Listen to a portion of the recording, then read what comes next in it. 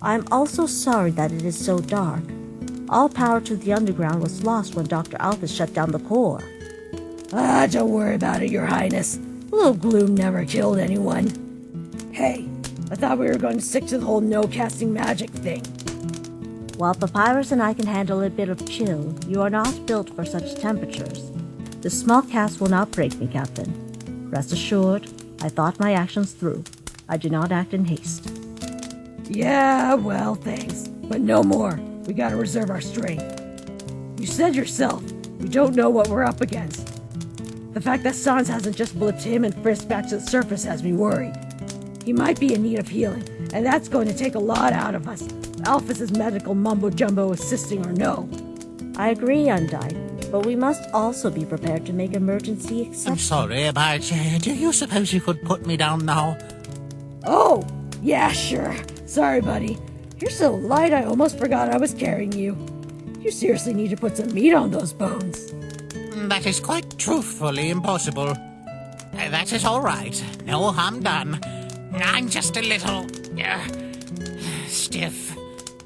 Okay. You two start resting up while I do a quick perimeter check. There shouldn't be a soul down here, but I'm not going to play the fool and believe it for certain until I've seen it with my own eye. Please, be very careful. I cannot say with any certainty that all the traps here in the ruins have been properly disabled, so please. I'll watch my step, no worries. Be back in a few. Be good, and don't run off!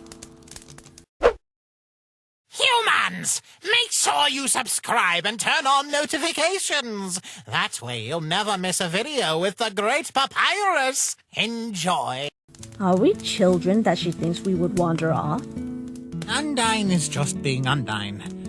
She takes her job of protecting others very seriously. Sometimes perhaps a little too much. She doesn't mean to be that way. She just is. Well, you have known her for a fair length longer than I have. I will just have to take you at your word. But please, Papyrus dear, sit down, relax, and make yourself at home. I will see what I can scrounge up to eat from the supplies Mr. Grillby gave us.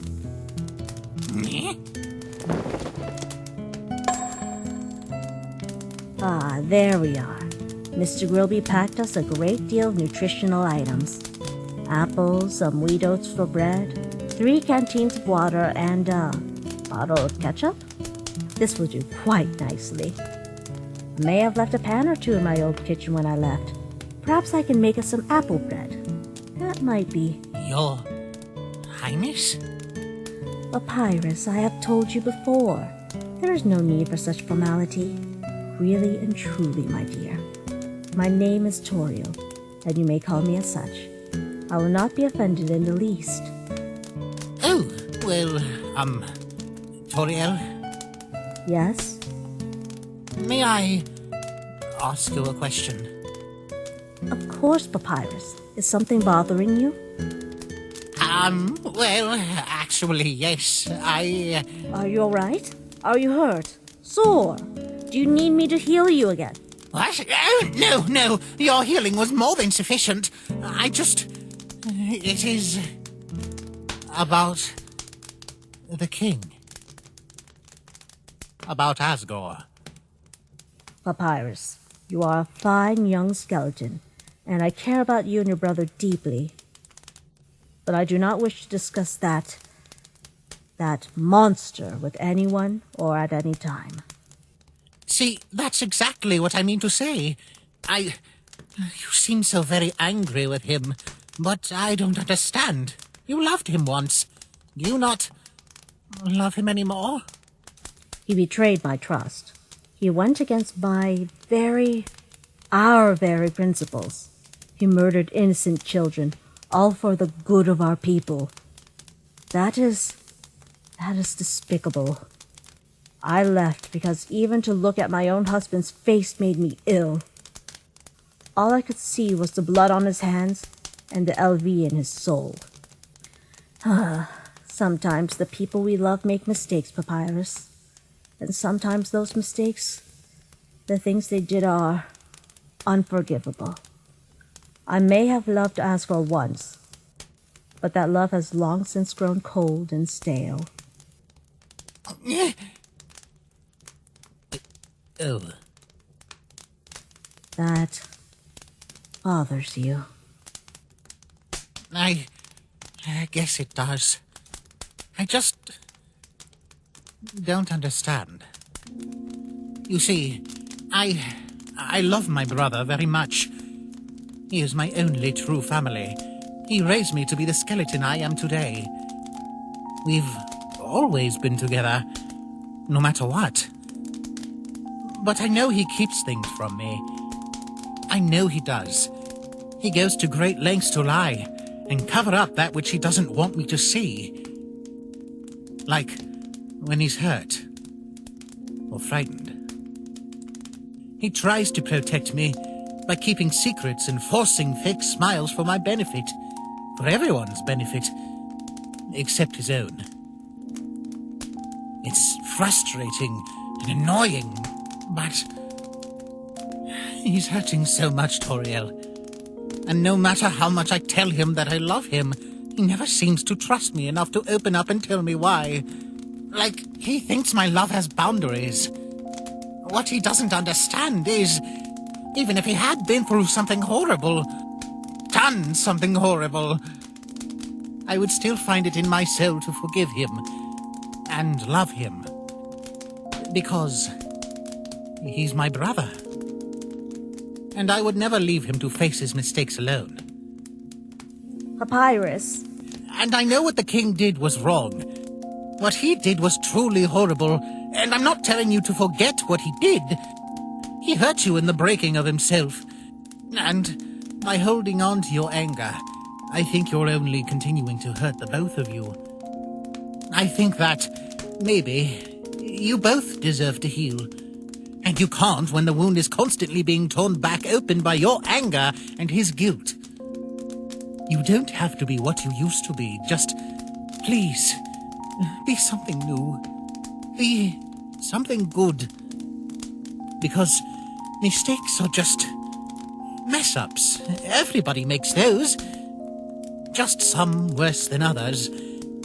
Anyone can do better if they just try.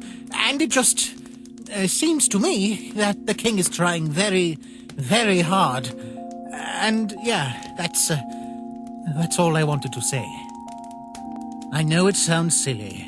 Silly or impossible or just naive, but Son's always taught me to tell people the truth, even if he isn't very good at it.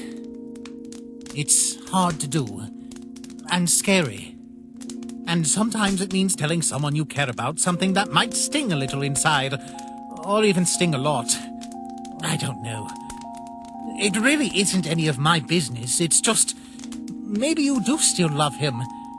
It's just that maybe your anger and hurt have made it harder for you to feel it. Harder to realize it's still there. Like when I get upset at Sons for his terrible puns when he's joking on the outside but hurting on the inside. Lying to me.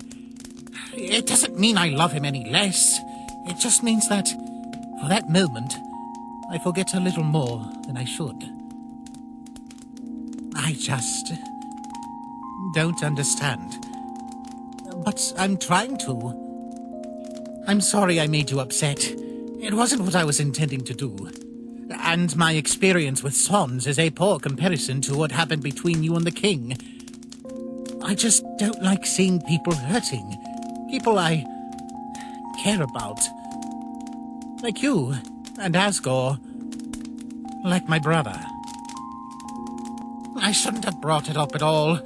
Undyne's going to be hungry when she gets back, so I'll search your kitchen for a pot or Papyrus. I appreciate your concern in this matter. I appreciate your opinion, your advice, and your care. You have a very kind soul. But I'm not sure you completely understand what it is like to forgive someone who has wronged you as much as Asgore has wronged me. And by the grace of all the stars, I hope you never have to. You cannot make another forgive. I know it hurts to see us the way we are, and you are right in saying that it hurts us as well. I want to stop. I want peace in my soul. But I do not know if I have that kind of strength in me. Not when anger has suited me just fine all of these years. But perhaps I have overlooked how something between he and I may also affect those around us.